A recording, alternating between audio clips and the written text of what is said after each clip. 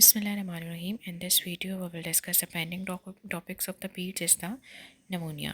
अब community acquired pneumonia आप ये कह सकते हो कि जो आप कम्युनिटी से ले रहे होते हो, ठीक है, आउटसाइड द हॉस्पिटल। इसमें ये वायरल भी हो सकता है, बैक्टीरियल भी हो सकता है। अब इसमें पेशेंट को जो बहुत ज़्यादा फीवर होगा, टेम्परेचर, ठीक है, वर्क ऑफ द ब्रीथिंग उसमें ज़्यादा हो जाएगी, रेस्पिरेटरी रेट हाई होगा, रिसेशन होगी। अब ये viral etiology is more common in the infant and the young toddler. अब इसमें कलर बच्चे का बिल्कुल साइनोसिस हो जाएगी, टेम्परेचर हाई होगा, रेस्पिरेटरी रेट इन्फेंट में 70 से ज़्यादा होता है और चिल्ड्रन में 50 से ज़्यादा होगा, ठीक है। Community acquired pneumonia is a chest infection acquired outside a hospital, ठीक है। इसमें अगर यहाँ with in 48 hour of hospital नहीं आना था, इसके अंदर क्या होता है कि आउटसाइड द हॉस्पिटल होता है, ये यहाँ पर गलत लिखा हुआ है। फिर उसके बाद रिस्क फैक्टर आ जाएंगे। रिस्क फैक्टर में living in the crowding home, parental smoking और डिफरेंट रिस्क फैक्टर्स हो सकते हैं। टियोलॉजी में आपने याद रखने की number of the most common जो है ना वो स्ट्रेप्टोकोकस निमोनिया है, सेकंड हीमोफिलस इन्फ्लुएंजा है, वायरस में रेस्पिरेटरी सिंसिटियर है, ठीक है। और जो HIV से इन्फेक्टेड होते हैं उनमें नीमोसिस्टिक होते हैं, सिस्टाइटिस है। प्रेजेंटिंग फीचर्स के अंदर कफ है, इरिटेबिलिटी है, हाइपोक्सीमिया, ग्रंटिंग है, ठीक है। कफ इसमें मोस्ट कॉमन होती है। इन्फेंटाइल विद बैक्टीरिया निमोनिया और ऑफन फेब्राइल, विजिंग होती है। नेक्स्ट इसका ट्रीटमेंट क्या होता है कि इसमें अमोक्सिसिलिन आप देते हो, ठीक है, एम्पेसिलिन। और इसके अंडर द 2 मंथ्स है तो आप उसको हॉस्पिटलाइज करोगे, आईवी एंटीबायोटिक दोगे। ग्रुप बी स्ट्रेप्टोकोकाई है, ये सारे पॉजिटिव है, इसमें हमने आईवी पेंसिलिन ही देना होती है। लेस देन 1 मंथ है तो first drug of the choice cefotaxime होती है, ठीक है। उसके बाद जैसे ट्रोकोमेटाइस है तो उसके अंदर इथ्रोमाइसिन होती है। नेक्स्ट वन इज़ अगर तो हॉस्पिटलाइज पेशेंट है उसमें आप पेंसिलिन जी जो कि फर्स्ट लाइन होती है, और फिर थर्ड जनरेशन सेफ्लोस्पोरिन जो कि जिनको ज़्यादा निमोकोका जहाँ पे रेजिस्टेंट होती है उसमें आप सेफ्लोस्पोरिन दे देते हो, ठीक है। The next one is the criteria of hospitalize कब करना है, और सेचुरेशन कम है, पुअर फीडिंग है, रेस्पिरेटरी रेट हाई है, ग्रंटिंग है, inability to tolerate oral intake, saturation set कम होगी, रेस्पिरेटरी रेट ज़्यादा है, ठीक है। उसके बाद अगर फॉर एग्जांपल 2 से 24 मंथ्स का बच्चा है उसमें रेस्पिरेटरी ज़्यादा होता है, इन्वॉल्व होते हैं, syncytial, para influenza, Adreno, mycoplasma pneumonia. 2 से 5 ईयर है तो भी सिंसिटियल, पैरा इन्फ्लुएंजा, एडीनो वगैरह हो जाता है। ऑल्डर देन 5 ईयर तो निमोनिया, राइनो, एडीनो हो जाता है। अब इसमें कैपिलरी लीफिंग टाइमिंग ग्रेटर देन 2 सेकेंड है।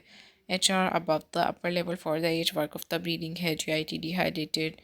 और इसमें ब्रिटिश थोरेसिक सोसाइटी के अकॉर्डिंग लेस देन 92 है तो आप उसको हॉस्पिटलाइज करोगे, ठीक है। एनजी जो स्वेयर कैप वाले होते हैं उनमें एनजी ट्यूब अवॉइड करनी है। और इसमें आप सारे सीरम इलेक्ट्रोलाइट्स वगैरह करवाते हो, चेस्ट एक्स आपने रूटीनली नहीं करवाना होता। आप ब्लड कल्चर, स्वैब, सिक्रेशन, ये सब चीज़ें देखते हो। Amoxicillin you need to remember it's a first line, और एडमिनिस्ट्रेशन जो है वो हम उसमें ज़्यादा प्रेफर कर रहे होते हैं।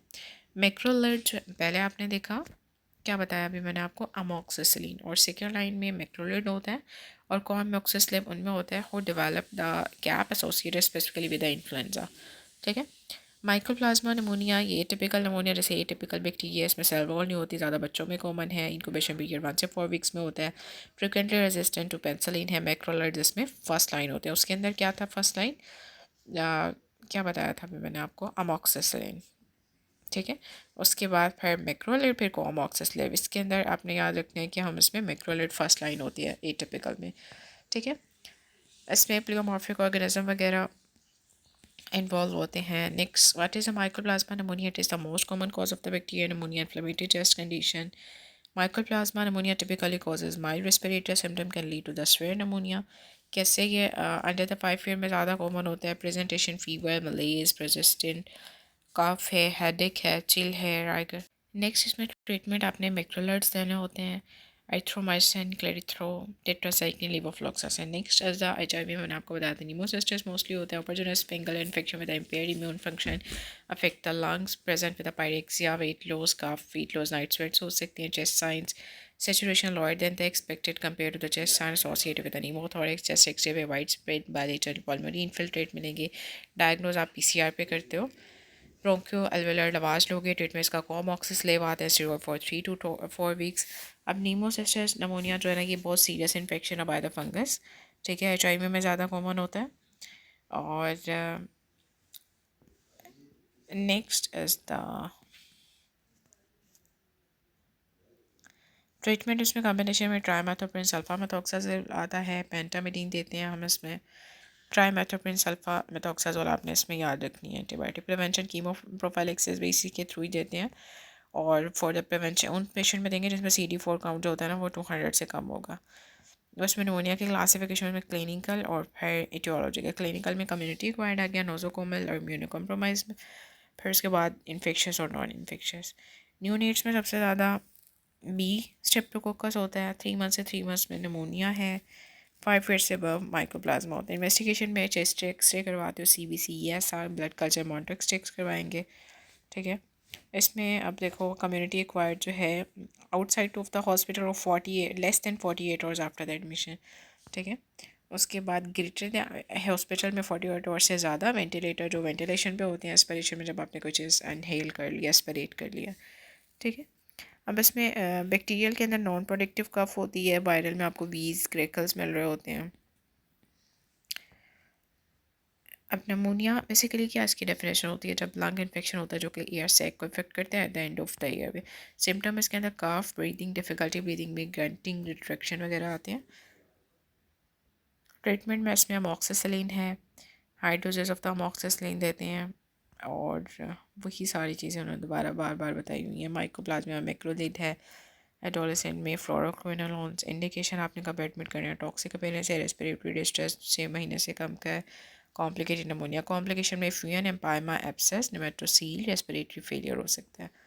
Next we will see is the TB। It's also very important. Infectious disease cause by bacteria, most common affect करेगा लंग्स को।